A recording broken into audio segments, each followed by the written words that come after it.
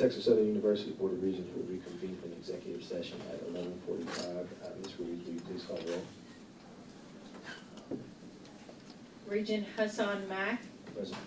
Regent Albert Myers. Present. Regent Pamela Medina.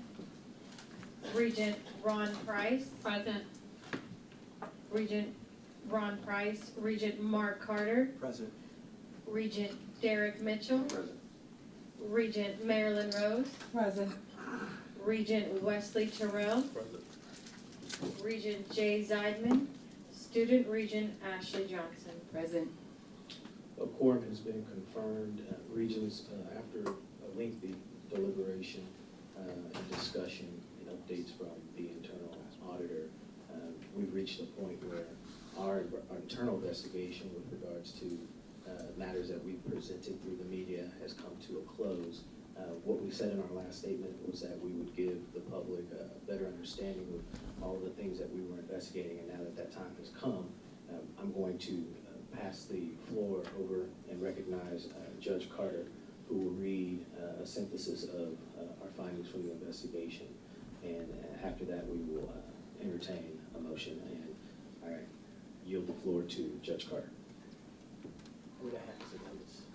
Correct, a notice. Correct. This is, please silence your phones. We can make the motion first. And then, As personal chair, I move that the board chair be authorized to deliver to Dr. Austin A. Lane a notice of termination for cause under his contract with such supplements as appropriate, and such notice shall include an opportunity for a due process hearing and for Dr. Lane to request a mediation. is there a second? Second. It's been moved and properly second. Any discussion? All in Yes. favor? No. Discussion. I think he has to make a statement. Go ahead.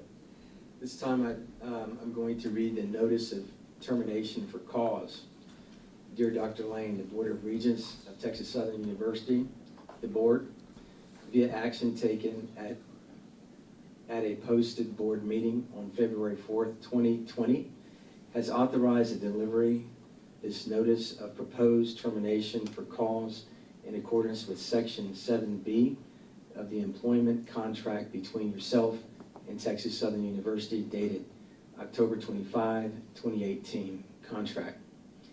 The board's determination to propose this termination for cause was made after conducting a detailed and ongoing investigation concerning troubling issues which have arisen during your term of employment. Article 4 of your contract provides inter alia that you are responsible to oversee and administer the affairs of the university with maximum application of effort, experience, and ability in serving the university consistent with the policies of the board. Your position description adopted in the board's bylaws states, as Chief Executive Officer of the institution, the president is responsible to the Board of Regents for the administration and for the management and control of the entire university in accordance with the board policy and direction. Section 7F defines in part cause for termination of the contract as, quotation 6, failure to promptly advise and fully report to the board any matter known by Dr. Lane that tends to bring public disrespect, contempt, or ridicule.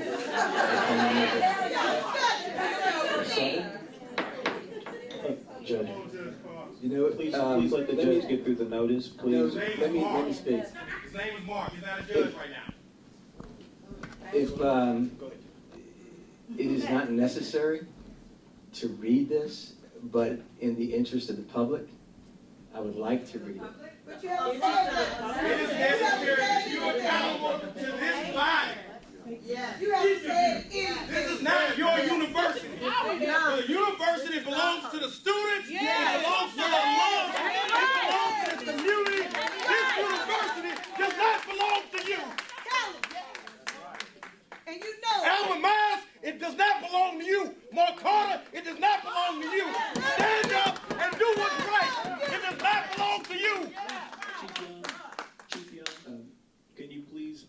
make sure that the judge can do the public His business. name is Mark Carter. He's not a judge. Judge, continue. Yeah. Any act that It's a creates money a thing. material adverse effect on the reputation and/or brand of the university. As will be discussed below in greater detail, it is alleged that you have failed to fulfill these obligations. Failure to advise and fully report. As set forth in your contract, you have a duty to promptly advise and fully report the board any matters known by you that tends to bring public disrespect, contempt, or ridicule upon the university. It is alleged that you failed to meet this obligation by failing to report to the board and to the internal auditor allegations of fraudulent and dishonest activities of the former Assistant Dean of Law School Admissions and Financial Aid. As you know, the former Assistant Dean resigned in lieu of termination for facilitating a fraudulent transfer law school application for Student 1. Also, the former Assistant Dean facilitated second fraudulent admission and scholarship for the first-year law student, Student 2, in exchange for $14,000 in cash. What they gotta do? The What they former, I'm trying to the figure out former what they gotta do with Assistant Dr. Lane. Dean also provided LSAT information for submission to the ABA Law School Accreditation Review Board. Each of these items are serious matters and are the subject of ongoing investigations. It appears from the investigation to date that upon being presented with evidence of fraud committed by the former Assistant Dean and Student 1, you and/or your subordinate allowed this student to be admitted into the university into another graduate program for which he was not qualified without having filed an application for admission. Such actions appear to have been taken in an apparent attempt to provide a valuable state resource. Judge, hold on. Chief Young, can you ensure the individuals who are not allowing the public business to continue can either be escorted out? Thank you. Okay, continue. Such action appears to have been taken in an apparent attempt to provide a valuable state resource to the student who had participated in admissions fraud in coordination with a high-ranking university official and had knowledge of the fraud committed by that official.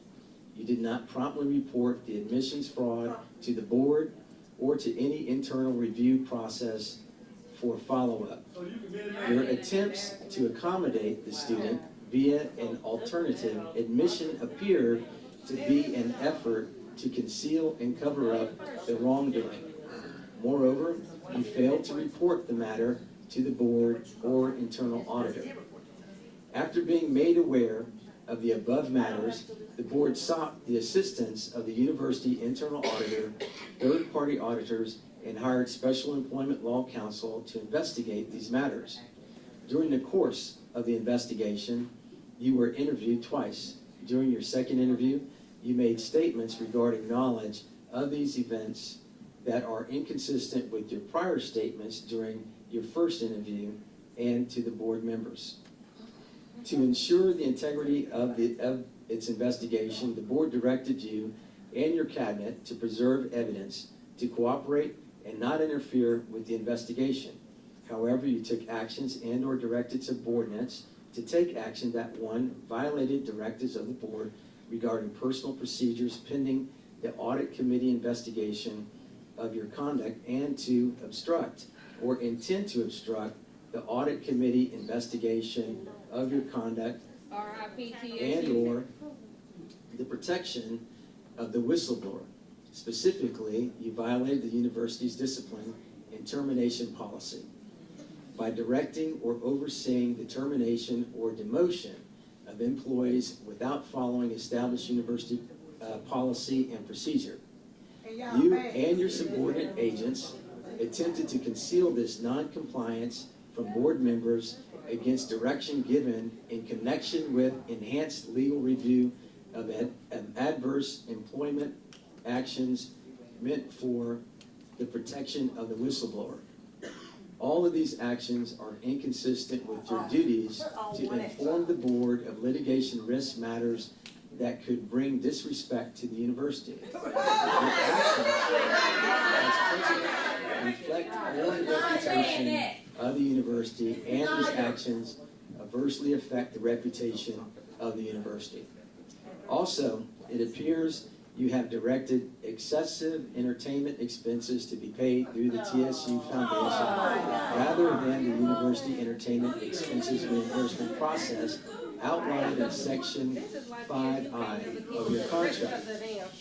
This method of funding was intentionally directed by you and had the effect of avoiding the required board oversight of your expenses. Such expenses would have required approval by the full board and had they been submitted through the university accounts. The full cost of these expenses was never presented by you or your staff for approval to the full board. The Board of Regents does not approve anything for the foundation.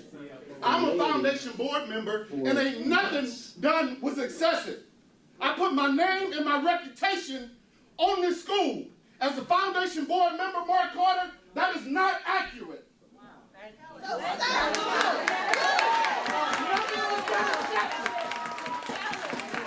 was excessive. Justice, no peace. No justice, no peace. No justice, no peace.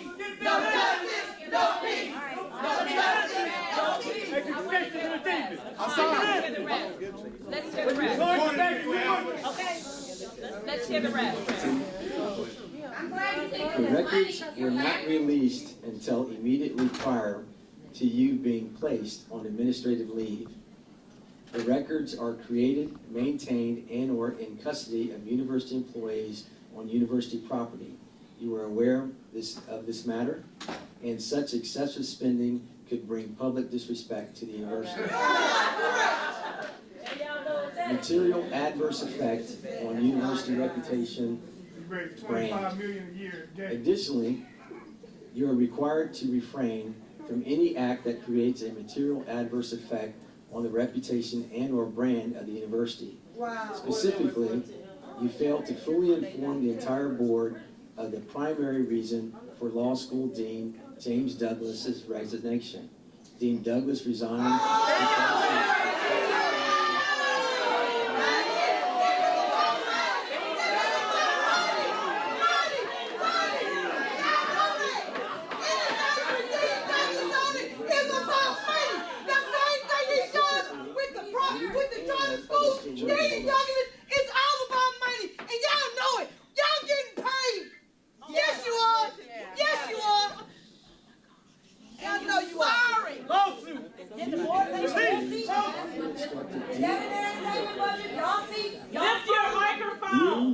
You and Mr. Williams improperly instructed Dean Douglas to misrepresent the authorship of a report. Dean Douglas don't need help lying, bro. James Douglas is not need help lying. He does it on his own. Let him finish, please. Let him finish, please. Can you speak into the microphone? I'm doing my best. I know it's. Lift the mic. Let him finish, please. Specifically, you and Mr. Williams improperly instructed Dean Douglas to misrepresent the authorship of a report to be submitted to the ABA in a violation of university policy. Such act would be misleading to the ABA Accreditation Committee, as you requested the dean to improperly borrow the reputation of an external consultant as an academic institution. It would be inappropriate for students to submit work product under another student's name for academic credit. Similarly, it would be inappropriate for an administrator to submit misrepresented reports when seeking accreditation. As the president of the university, who must set an example for administrators and students, and who presides at graduation ceremonies, it is additionally adverse to the reputation of the university to continue to permit you to perform such a function now that this policy violation is known to the board. Boost morale. In summary, your action and inactions are willfully inconsistent with promoting the reputation and or brand of the university or fulfilling your duty to fully report to the board any matter known by you that tends to bring public disrespect, contempt, or ridicule upon the university and have had a material adverse effect on the brand of the university. A consequence of your actions, and in particular the dishonesty, misrepresentation, material omissions, and intentional concealment aspects of your conduct is injury to the trust placed in you by the board to manage and lead the university on a day-by-day basis. In accordance with Section 7B of your contract, you are given 30 days to cure the allegations set forth herein, if cure can be made. The matter in your contract will be set for a hearing before the Board of Regents at least 30 days from the date set in this letter. On that date, a quorum of regents are available. At such hearing, you will be given the opportunity to demonstrate any error in fact contained in this notice. You will also be given the opportunity to present evidence of cure. Also, please be advised that we are aware that Section 8C provides for the resolution of this dispute through either direct discussion and/or non-binding mediation.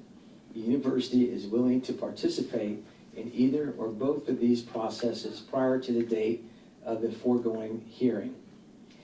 It is our understanding that you are represented by counsel. If you wish to participate in pre-hearing attempts to resolve this matter, please have your lawyer contact Kevin O'Hanlon.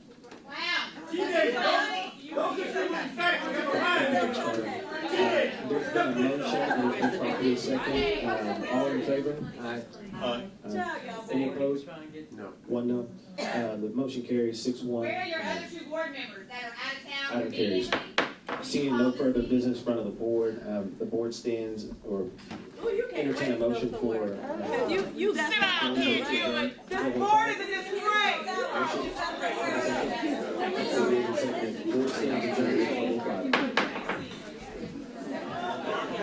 Lawsuit! Each and every one! Cowards! Be ready for it! Mac, you're a coward! Get your man together! Mac, you're a coward! Mac, you're a coward! Mac, you're a coward!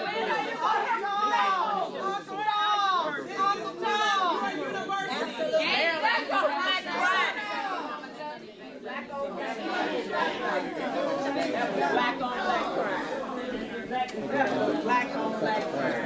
They gonna have the Maryland gonna have the sheriff take her home. She's so scared. Dr. Lane has denied through this entire process any wrongdoing, and he continues to deny. There's nothing we heard today that changes that. We've asked repeatedly for proof of these allegations, and there was no proof provided to us, and none forthcoming tonight. The way this board has conducted this proceeding has been grossly unfair to Dr. Lane, and he looks forward to clearing his name in a public hearing. And your name? Darryl Carter. Can you spell Darryl? D-A-R-R-Y-L. As you can see clearly today, they didn't mention anything that links anything to myself or any of my administrative team. You didn't hear one fact that they were able to prove with anything that they said today. What they said today was false. I have a dean of the law school and I have a provost who's here today. Those layers are 3 and 4 layers away from me. There was nothing that was uncovered in an investigation that they didn't mention today, anything that was uncovered in an investigation. If they did, they would have told you today. They've got no proof of anything being uncovered. And if they did, the internal auditor's job is to let us know about what's been uncovered. And we discussed that in closed session. We've been doing that for the last almost 4 years of me being here. The internal auditor's job is to make sure she does the actual investigation, not the board. The board is not an investigative board. The board is mismanaging and trying to make sure that they do my job. It's my job to do what I do with my deans and with the provost, to make sure that if there are any items that are uncovered, that's what we bring to the board. We get millions of allegations that come into the university all the time, but they have to be uncovered. Allegations are allegations until they're found or uncovered. That's when we bring it to closed session, and they know that. We've done it my whole entire time of being here. So I'm not going to do anything that's going to embarrass myself, my family, my supporters that are here today, my students, my faculty, or my staff. You won't find anything they said today that links anything to me. We'll be back in 30 days with my attorney to dispute every last one of the things that they mentioned in there, including that James Douglas. I don't know where that came from. That threw me for a loop. I don't know what they're talking about with that. But it's clear that they've been spending the last 4 hours trying to negotiate with me and my attorney here for a buyout that we would not accept. Why? Because we didn't do anything. So we'll see you in 30 days. And we'll be here.